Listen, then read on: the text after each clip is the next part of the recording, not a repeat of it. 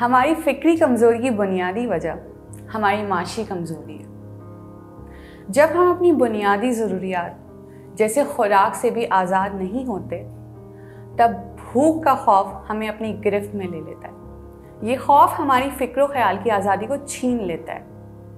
ہم بے شک کہتے ہیں اور ہم تسلیم و رضا کی سوا کوئی اور آپشن محسوس ہی نہیں کر سکتے، کیونکہ ہماری اولین ترجیح معاشی کمزوری کو ختم کرنا ہوتی ہے۔ معاشی مسائل کے بعد ہمارا سماج ہمیں منفرد سوچنے سے باز رکھتا ہے۔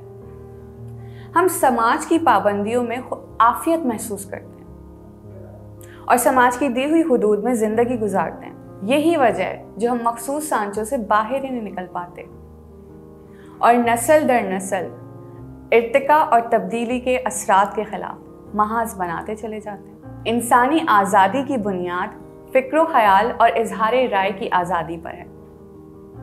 ہم جتنا آزادی کو احترام کریں گے، آزادی ہماری زندگی میں خوشی اور ترقی لے کر آئے گی۔ اگر ہم اپنی معاشرتی اور معاشی حالات کو بہتر بنائیں تو ہم سوچ و فکر کی آزادی حاصل کر سکتے ہیں اور ایک خوشحال ترقی یافتہ معاشرہ تشکیل دے سکتے ہیں۔